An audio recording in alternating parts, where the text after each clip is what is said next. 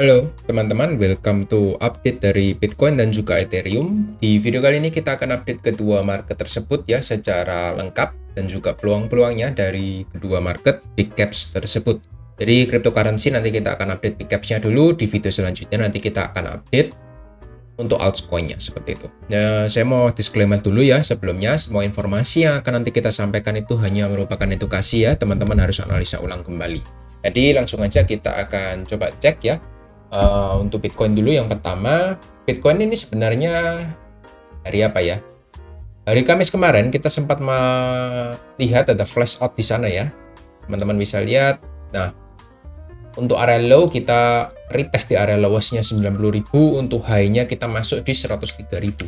Jadi ini bisa dikatakan likuidasi ya, atau likuidasi mini lah ya. Kita lihat flash out atas bawah untuk orang-orang yang melakukan long dengan leverage yang cukup gendut ya. Jadi buat yang stop loss-nya cukup pendek-pendek biasanya langsung disikat semua dalam satu hari di hari Kamis. Setelah itu dia kembali berkonsolidasi ya. Kita bisa lihat overall kita lihat masih konsolidasi nggak kemana-mana, dibarengi dengan area trendline yang masih terbentuk dengan cukup rapi. Biasanya konsolidasi yang terjadi di sini akan membawa harga bisa breakout lagi, rally naik ke atas gitu. Tapi memang masih membutuhkan waktu karena memang seperti yang sudah saya infokan di beberapa video yang kemarin bahwa 100.000 ini angka psikologis ya. Untuk close di atas 100.000 itu pasti ada guncangan sedikit ya. Kenapa kok ada guncangan? Karena kita bisa logika seperti ini. Buat orang-orang yang sudah ambil di harga bawah, mungkin di harga 40.000, 50.000, 60.000 di sini. Nah, teman-teman yang lihat ya, mereka yang ambil di support ini, mereka akan taking profit di area resisten di sekitar 100.000. Dan ini masih ada pertarungan sengit antara buyer dan seller ya. Bisa dilihat dari Bitcoin ETF inflow-nya. Teman-teman lihat ya, inflow-nya kita positif terus ya. Secara berhari-hari, di minggu ini nggak ada outflow sebenarnya. Inflow 300 juta, 600 juta, 500, 700, 300 juta. Bahkan di tanggal 6 kemarin, kita inflow 376 juta. Tapi kenapa kok nggak bisa tembus dari 100.000 ya, seperti yang bisa kita lihat ya, bahwa ada aksi taking profit yang terjadi ya ketika price di time frame lebih kecil, ketika price menyentuh area 103.000 ya, ini membentuk bullish engulfing lalu dibarengi dengan aksi selling. Ada orang yang berjualan dengan jumlah yang cukup masif di sana ya, menimbulkan adanya flush out ke bawah seperti itu dengan volume yang juga spike out naik ke atas gitu ya. Ini flush outnya lumayan ya, kalau teman-teman bisa lihat ya sekitar 13% dari top to bottom. Harusnya bisa membuat retail-retail yang ambil long misalnya di time frame 1 jam ke bawah ini bisa kena likuidasi semua gitu ya. Mereka-mereka yang mengambil long di area sini, breakout 100.000, misalnya mereka taruh stop loss-nya di bawah sekitar 93.000, ini langsung kena makan shred stop loss, langsung harga kembali lagi recover naik ke atas gitu. Jadi memang seperti itu permainan dari market ya. Teman-teman harus membiasakan diri. Memang di cryptocurrency ketika di bull market pun kita mungkin akan sering melihat aksi flush out seperti ini ya. Ini nggak terjadi 1-2 kali loh. Ini teman-teman bisa lihat di sini juga ya, ketika di momen tanggal 5 Agustus ini saya ingat Japanese carry trade ya, ini flush out juga. Nah, kena flush out, lalu teman-teman bisa lihat dia nggak pernah lagi menyentuh area 49.000, langsung lagi rally naik ke atas gitu. Ya, kurang lebih seperti itu, langsung rally lagi ke atas. Lalu di mana? Nah, di sini juga sama. Nih, teman-teman bisa lihat. Ini flush out juga kan? Close di bawah area support 40.000, lalu harga rally langsung naik ke atas. Nah, ini juga ada juga. Nah, teman-teman bisa lihat ya. Di momen ini juga sama. Kurang lebih di sini lowest-nya ini sempat flush out kecil ya di 25.000, setelah itu dia langsung rally lagi naik ke atas. Jadi memang Bitcoin itu seperti itu.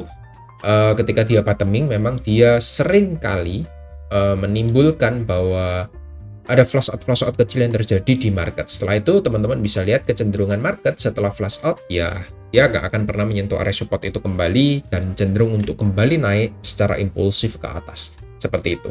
Jadi kurang lebih seperti itu ya buat teman-teman yang memang bingung kenapa kok Bitcoin bisa turun, karena itu merupakan menurut saya momen yang biasa ya, yang cukup lumrah terjadi untuk mengambil liquidity di bawah dulu seperti itu ya. Lalu untuk weekly time frame-nya kita masih masuk dalam area inside bar sebenarnya ya, dengan area high dan juga low yang sama. Area high 99 dan lowest di 89.000. Jadi high dan low yang sama ini akan membuat market masih terkonsolidasi mungkin di closing minggu ini gitu. Menurut saya kalau kita lihat weekly-nya seperti ini, make a move-nya baru di minggu depan gitu ya, either hari Selasa atau Rabu, itu mungkin baru ada pergerakan market. Biasanya Senin sih masih warming up dulu ya. Jadi Selasa atau Rabu kita mungkin akan melihat adanya pergerakan yang cukup impulsif. Either dia breakdown ke bawah ataukah tembus dari 100.000 dan konfirmasi breakout ke atas. Seperti itu. Hopefully hari Minggu ya, kalau memang kita ada inflow ya, tidak dibarengi dengan ETF, hopefully hari Minggu kita bisa close di atas 105.000 seperti itu. Itu aja sih dari saya untuk Bitcoin. Di time frame kecilnya gimana? Saya akan coba bahas kecil ya. Untuk time frame kecil, teman-teman bisa perhatikan untuk demand. Saya masih percaya area demand kita itu masih berada di sekitar 95.000 lah. Ya, $95.000 itu merupakan area demand kita, meskipun kita sempat flush out ke 90.000, tapi saya nggak akan hitung untuk area ekor di sini. Gitu. Secara overall, demand kita masih di area 95.000. Ada potensi kita akan retest ke sana dulu dalam beberapa saat ke depan. Gitu. Masih besar peluang untuk retest di 95, kecuali kita nanti bisa break dan close di atas area 103.500, kurang lebih seperti itu. Jadi itu ya untuk area demand dan supply di Bitcoin. Lalu kita akan coba turun ke Ethereum dulu. Untuk Ethereum kita lihat dari weekly time frame-nya. Saya akan coba cek dulu dari ETF-nya. Apakah cukup bagus untuk ETF? Bentar ya. ETF-nya juga hijau ya, teman-teman bisa lihat di sini sangat bagus sekali dari 29 sampai 6 Desember. 300 juta, 100, 400 juta dolar ini inflow terus ya. Setelah dia berhari-hari outflow di hari-hari sebelumnya seperti itu. Jadi Ethereum juga mulai impuls, masif naik ke atas, target 4.000 sudah hit. Next-nya kemana? Ya, 4.000. Seperti yang sudah saya sering update di Discord. Buat teman-teman yang belum join Discord, bisa klik linknya ada di pin komen ya. Sudah saya sertakan free untuk join di link Discord-nya. Jangan lupa untuk join, nanti saya lebih sering untuk update untuk Bitcoin Ethereum daily di sana dan juga altcoin seperti itu.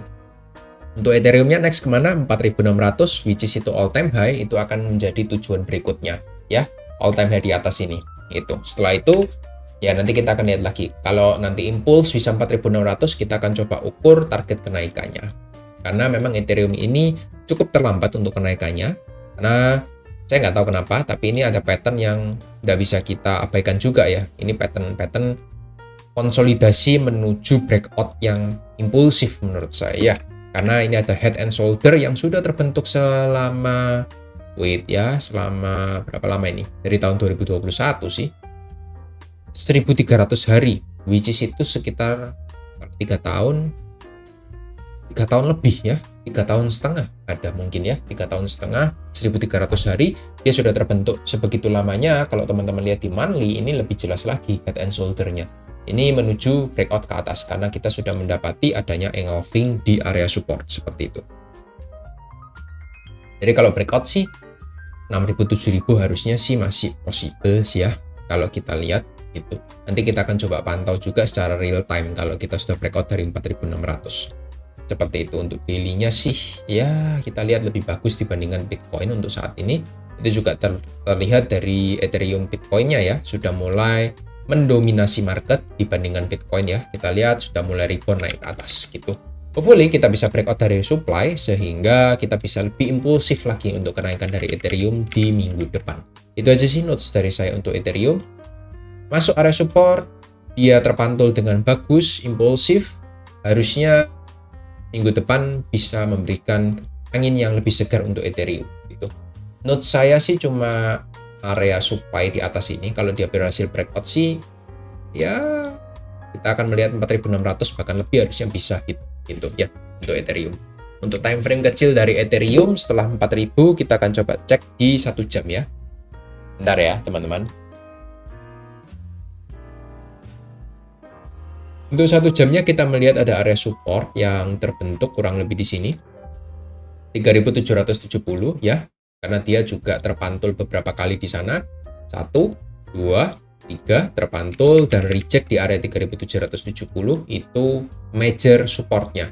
Untuk minor supportnya saya akan tandai untuk area order block di bawah sekitar 3870 sampai 3830. Bisa teman-teman perhatikan kalau nanti ada penurunan mencapai sana gitu. Ada potensi kita akan rebound di area demand pertama. Kalau gagal ya demand kedua seperti itu. Ya.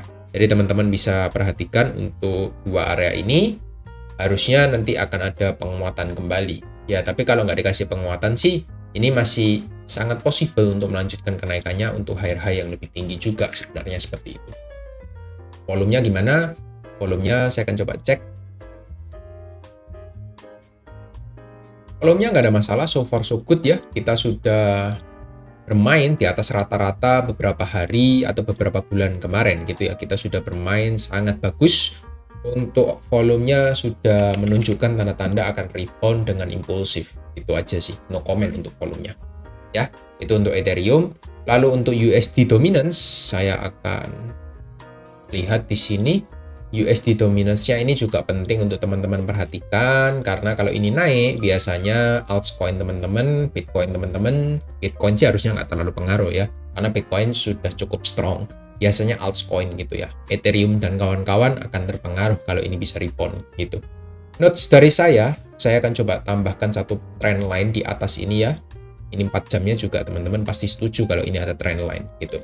Kalau dia masih rebound dan juga reject, drop ke bawah, kita mungkin akan melihat adanya percepatan tren untuk impulsif naik ke atas, karena next target kita setelah kita jebol dari 3,83, kalau kita impuls dropnya jadi 2,61, ini masih besar untuk proses penurunannya gitu. Jadi 30% bisa lah membawa altcoin teman-teman lebih terbang, lebih impulsif lagi. Tapi resikonya karena kita berada di area support major di sini, kalau misalnya kita nggak turun, skenario pertama itu gagal, kita misalnya naik, lalu kita rebound naik ke atas, ya ada potensi kita akan reboundnya lebih sakit ya, mungkin ke 4,4% dulu, which is itu di area supply-nya, ya mungkin ini akan membawa major koreksi ya untuk altcoin-nya. Saya nggak menakut-nakuti, tapi saya cuma memberikan skenario-skenario yang mungkin terjadi gitu ya, karena memang saya juga nggak bisa prediksi market. Teman-teman harus analisa ulang lagi secara day by day dan juga analisa secara mandiri seperti itu. Lalu untuk others dominance-nya kita melihat ya, total market cap-nya dulu lah. Total market cap-nya kita sudah mendekati all time high jujur. Jadi kalau ini breakout ya, ini ada head and shoulder juga sama dengan Ethereum. Kalau breakout sih 746 ya, 750 juta dolar, ini menjadi area target selanjutnya. Gitu. Masih cukup jauh ya, nggak perlu ada yang dikhawatirkan untuk others dominance-nya. Maaf, others market cap-nya ya, kita sudah naik sekitar 124%. Ada potensi masih kenaikan yang lebih lebar lagi. Gitu. Biasanya mungkin ketika kita breakout ke atas ya, biasanya cenderung untuk impulsif. Jadi retail-retail biasanya pada FOMO gitu. Ya, ketika kita breakout dari area all time high di sini di momen 2021 kemarin, kita lihat ini langsung impuls naik ke atas sebesar 400% gitu. Hopefully ini bisa mengulang kembali untuk probabilitas yang kemarin seperti itu. Ini karena cakep sekali ya untuk inverse head and shoulder-nya. Sangat terlihat sekali. Nah, seperti ini. Kalau dia breakout ya harusnya sih ini pattern-pattern yang saya sangat suka gitu. Untuk others dominance-nya juga mendukung ya, setelah dia bounce back dari area support di sini, support,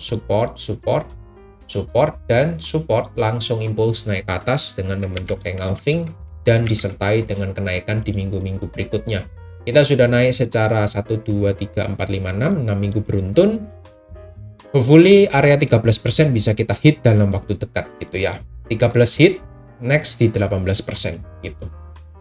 No comment ya, karena memang kita terus mengalami kenaikan. Hanya saja yang perlu teman-teman perhatikan, kita punya area support di time frame kecil di 11% gitu. Kalau misal USD dominance kita mengalami kenaikan, ada probabilitas untuk others dominant juga akan turun dulu ke 11% ya. Kalau ini juga 11% jebol, maka ini ada pattern double top. Kita bisa retest lagi, maybe lebih rendah lagi ya, di sekitar 10,7% gitu. Itu aja untuk skenario resiko